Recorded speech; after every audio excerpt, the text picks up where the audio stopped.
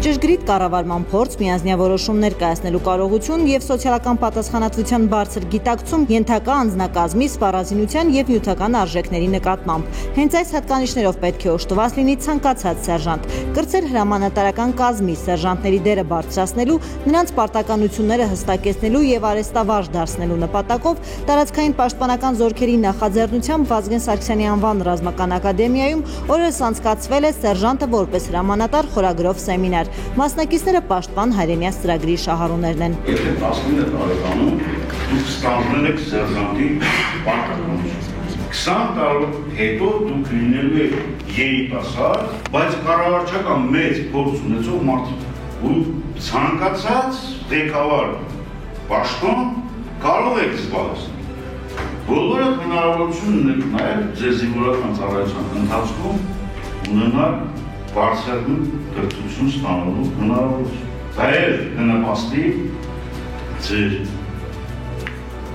պահեստավոր արձակուրդից հետո որոշակի գործունեություն զբաղել։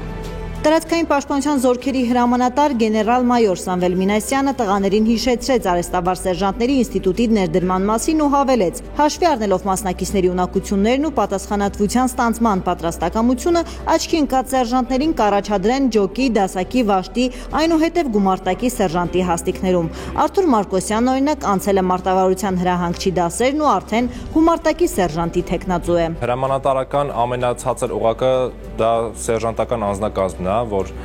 հրամանը վերևից մինչև հասնում է ներքև, խնդիր կատարողը սերժանտն է իր անձնակազմի հետ, ջոկի սերժանտը իր ջոկի հետ։ Դրա համար շատ կարևոր է, որ ջոկի սերժանտը լինի պատրաստված, որովհետև ամեն դեպքում ամենավերջի գործողություն խնդիր կատարողը ինքն է։ Ջոկի սերժանտն էլ մարդն է, ով անմիջական կապ ունի համ իր ջոկի զինվորների հետ, համ սպայական կազմի հետ, որ կարող է այդ երկու օղակը միացնել իրար։ Հիմնականը հոգեբանական, ղեկավարման եւ կառավարման առաջնորդի մասին դասեր է, որը ջոկի սերժանտի համար կարևոր է շատ։ Պետք է կարողանաս մտնել իրանց իրադրության մեջ,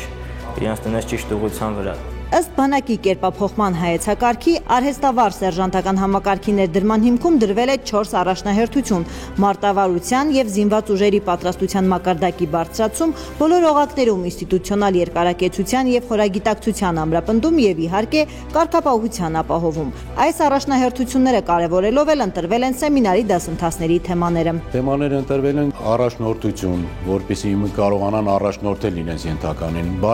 բարեհոգեբանական առարկան է, որ հոգեբանորեն կարողանան գոնե ինչ-որ աջակցություն տալ, ռազմարվեստի պատմություն, որպեսզի հասկանան մեր բանակի պատմությունը, մեր հայաստանյան պատմությունը։ Ավագ Կոստանյանը բանակի արեստավարժ առաջին սերժանտն է։ Նա պաշտպան հայրենյաց ծրագրի շահառուներին պատմեց իր անցած ճանապարհն ու խոսեց օրինակելի սերժանտ լինելու կարևորության մասին։ Չէ՞ որ սպայական կազմի կողքին կայացած սերժանտական օղակի շնորհիվ բոլոր գործընթացները ստանում են կրկնակի արդյունավետություն, խնդիրների կատարումից մինչև ռեսուրսների կառավարում։